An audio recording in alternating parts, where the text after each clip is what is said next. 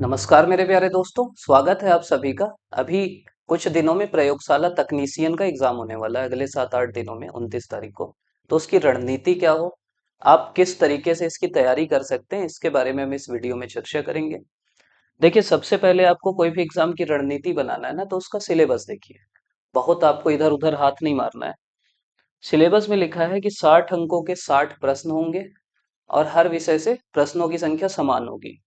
प्रश्न किसके किसके हैं? जीव विज्ञान के, भौतिकी के, रसायन के, भूगोल के, गृह विज्ञान के और पर्यावरण के। तो ये समझो, कई लोग क्या है, केवल जीव विज्ञान पढ़ते हैं, केवल भौतिकी पढ़ते हैं।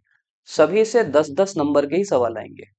तो जितना आपको जीव विज्ञान पढ़ना है उतना भौतिकी पढ़िए, उतना रसायन पढ़िए, उतना भूगोल पढ़िए, उतना गृह विज्ञान पढ़िए और उतना ही पर्यावरण पढ़िए। अगला सवाल है कि पढ़ना कहाँ से है? वो भी दिया है कि प्रश्न छत्तीसगढ़ माध्यमिक शिक्षा मंडल के 11वीं और 12वीं के पाठ्यक्रम के हिसाब से होंगे। समझे? जो 11वीं और 12वीं की बुक है ना, छत्तीसगढ़ बोर्ड की, उसके पाठ्यक्रम के हिसाब से होंगे प्रश्न। और प्रश्न ना सामान्य भी होंगे और प्रायोगिक भी होंगे। मतलब कई लोग केवल सामान्य प्रश्न देखेंगे, तो जो प्रैक्टिकल वाले प्रश्न है, क्योंकि आपको प्रयोगशाला तकनीशियन मतलब प्रयोगशाला में काम करना है, तो जो प्रैक्टिकल वाले सवाल है ना, वो भी होंगे। तो पहली चीज ये हो गई। दूसरा है 20 अंकों का सामान्य अध्ययन आएगा। सामान्य अध्ययन में देखिए, भारत का भौतिक, सामाजिक एवं आर्थिक भूगोल, ऊपर भी भूगोल है, यहाँ भी भूगोल है। तो ये मानिए कि हर सेक्शन से 3-3 सवाल एवरेज आएंगे। 7 सेक्शन है, कुल 20 अंक का है, तो 3-3 आना चाहिए। फिर है छत्तीसगढ़ का इतिहास, स्वतंत्रता आंदोलन और छत्तीसगढ़ का स्वतंत्रता आंदोलन में छत्तीसगढ़ का योगदान। फिर है छत्तीसगढ़ का भूगोल, जलवायु, भौतिक दशाएं, जनगणना, पुरातात्विक एवं पर्यटन स्थल। छत्तीसगढ़ की अर्थव्यवस्था, वन और कृषि। छत्तीसगढ़ का प्रशासनिक ढांचा, स्थानीय शासन, पंचायती राज। छत्तीसगढ़ में उद्योग, ऊर्जा, जल और खनिज संसाधन। भारत एवं छत्तीसगढ़ की समसामयिक घटनाएं। ये पहले मैं सिलेबस बता रहा हूँ, उसके बाद मैं आपको सोर्स बता दूंगा। अगला है कंप्यूटर। कंप्यूटर का सामान्य उपयोग कहाँ किस लिए किया जाता है? फिर प्रमुख भाग, CPU, input device, output device, printer में इंकजेट, लेजर जेट, अन्य प्रकार। फिर operating system, MS DOS, commercial एवं ओपन सोर्स ऑपरेटिंग सिस्टम। फिर कार्यालय के उपयोग के लायक सामान्य माइक्रोसॉफ्ट ऑफिस के अंदर वर्ड, एक्सेल, पावर पॉइंट ये। फिर इंटरनेट के बारे में बोल रहा है, email, document searching, website surfing. फिर एंटीवायरस, कंप्यूटर वायरस से होने वाले नुकसान। फिर मल्टीमीडिया, ऑडियो, वीडियो और टेक्स्ट का उपयोग कैसे करना है। फिर सीडी डीवीडी से संबंधित जानकारी। फिर गूगल, अल्टा विस्टा, यूट्यूब की सामान्य जानकारी। और आखिरी में एआई, आर्टिफिशियल इंटेलिजेंस। ये भी समझिए कि एक सेक्शन से 2 सवाल आएंगे। अब ये सवाल कहाँ से आएंगे, अगला सवाल ये। तो मैं आपको एक एक करके बताता हूँ। जैसे कंप्यूटर है, कंप्यूटर में पढ़ने का पहला तरीका तो ये रखिए कि सिलेबस सामने रखिए। पिछला भी जो हॉस्टल वार्डन का हुआ था, देखो अल्टा विस्टा लिखा है। लोग बोले यार अल्टा विस्टा तो बंद हो गया, इससे सवाल क्यों आएगा? 2-3 सवाल आ गए।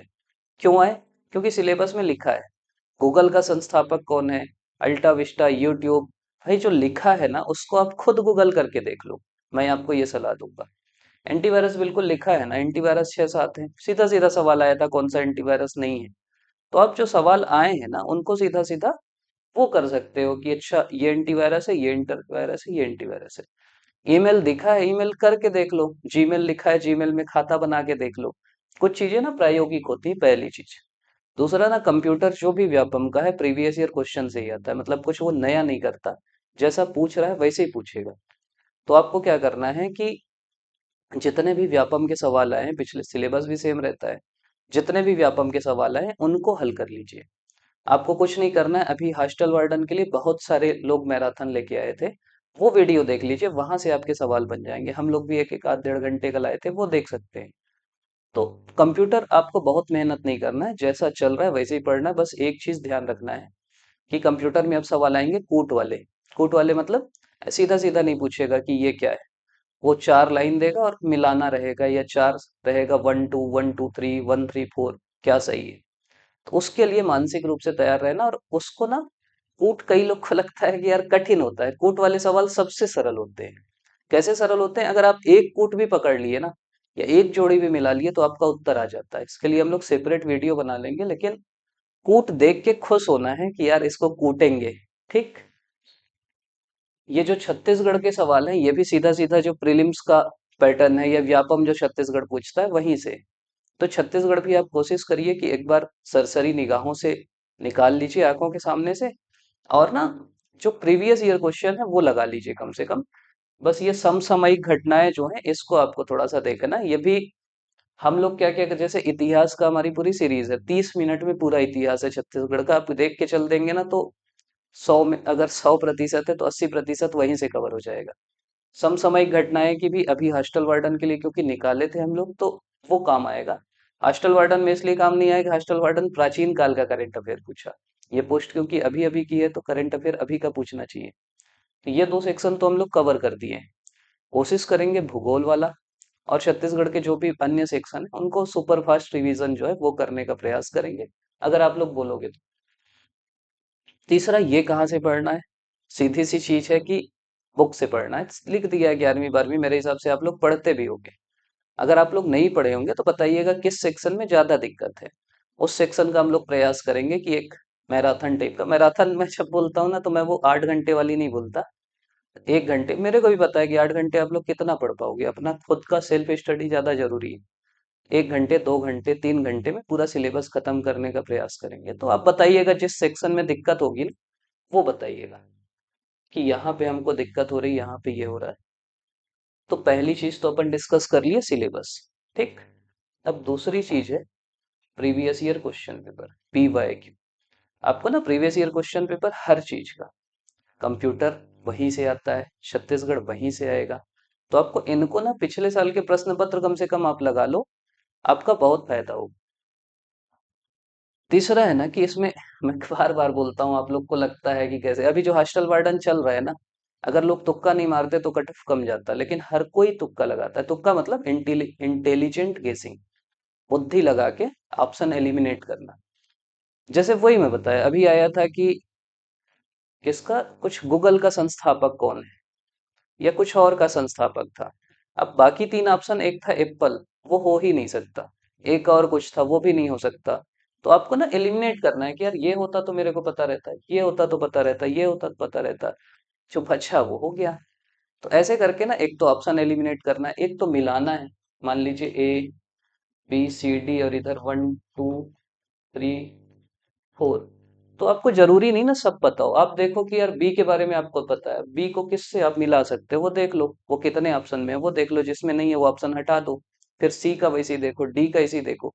किससे मिला सकते हो नहीं समझ में आ रहा है तो किससे नहीं मिलेगा वो देख लो। जैसे वो डिजी लॉकर वाला सवाल था, कहीं से तो मिल ही नहीं रहा था ना डिजी लॉकर। तो वो समझना है आपको, ऐसे बुद्धि लगा के तुक्का लगाना है। तुक्का का एक वीडियो हम लोग का, जैसे अगर ऑप्शन में आल ऑफ दी अबव सामान्यतः उत्तर होगा, इस रेशन रीजनिंग वाले में सामान्यतः ऑप्शन ए होगा, नन ऑफ दी अबव सामान्यतः उत्तर नहीं होगा। तो ऐसे बहुत सारी ट्रिक्स होती हैं तुक्के की जो आप यूज करेंगे ना तो आपका फायदा होगा। तो वो करने का प्रयास करना। हाँ, तुक्के का मैं इसलिए भी बोल रहा हूँ कि 1/4 निगेटिव है। मतलब आप 10 सवाल में तुक्का लगाए और बुरी सी बुरी किस्मत हुई, आपका 8 गलत हुआ और 2 सही हुआ। इतनी बुरी किस्मत तो नहीं होगी ना। तुक्का मतलब बुद्धि से तुक्का, ठीक। आप पढ़े लिखे हो, थोड़ा बुद्धि लगा के तुक्का लगाओ। 8 गलत हुआ तो आपके कितने नंबर कटेंगे?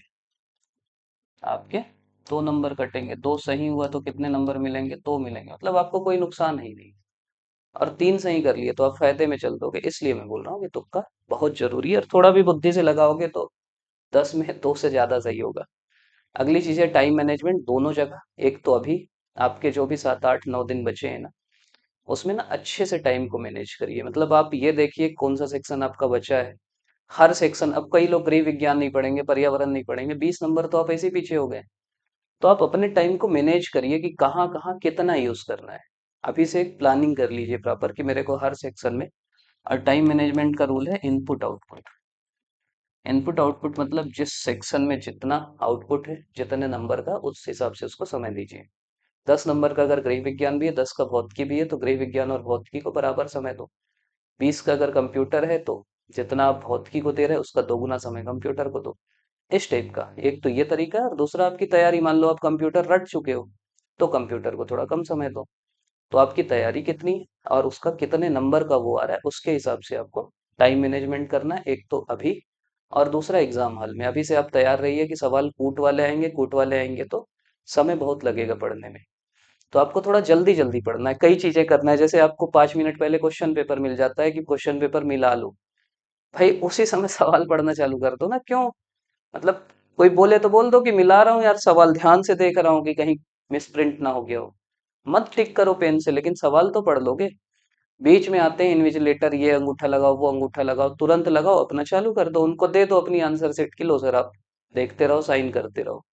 बीच में ऑब्जर्वर आते हैं, उनको पकड़ा दो जो पकड़ाना है, अपने क्वेश्चन पेपर में करते रहो। खुद डिस्टर्ब मत हो, मैं ये बोल रहा हूँ। अपने टाइम को ना बेस्ट यूटिलाइज करने का प्रयास करो। पानी पीने बाहर जाते हो, बॉटल लेके चल दो। ऐसा अलग अलग काम करो। लेकिन ये नहीं होना चाहिए, हॉस्टल वार्डन में हुआ बहुत सारे लोगों के साथ कि समय नहीं बचा। अभी अच्छा है मैथ्स नहीं है, लेकिन फिर भी हो सकता है कि सवाल बड़े बड़े आए, समय ना बचे। तो समय का अच्छे से प्रबंधन करना है। और एक चीज और कि डायरेक्ट वहां जाके लिखोगे ना तो कई लोग को दिक्कत होती है। तो जो भी टेस्ट सीरीज हैं, 2 3 4 आप लगा के जा सकते हो। उससे आपका ना एक एग्जाम मोड में आ जाएंगे, सही गोला भरना सीख जाएंगे, बाकी चीज भी कर लेंगे, याद भी होता है उससे। तो टेस्ट सीरीज करना है। और अब आपका फोकस होना चाहिए रिवीजन। अब ज्यादा से ज्यादा रिवीजन करो, उसी को बार बार पढ़ो, अच्छे से पढ़ो, कई बार पढ़ो, बिल्कुल याद कर लो। तभी आपको एग्जाम हॉल में याद आएगा। तो रिवीजन को बिल्कुल मस्ट करो, रिवीजन अच्छे से करो, बढ़िया से पढ़ो, और अच्छे से एग्जाम दिलाओ। आप लोग की हम लोग क्या क्या मदद कर सकते हैं, बिल्कुल कमेंट में लिखिएगा। उस हिसाब से, जैसे इसके बारे में उतना मैं नहीं सोच रहा था, लेकिन कमेंट में आया कि भैया इसके बारे में स्ट्रेटजी के लिए वीडियो बनाओ, तो इसलिए बनाए। अब आप लोग जो बोलोगे कि इसके बारे में बनाओ, उसके बारे में बनाओ, तो जनता की इच्छा सर्वोपरि है, उसके बारे में बनाएंगे। आप अभी तक देख रहे हैं, इसके लिए आप सभी का बहुत बहुत धन्यवाद।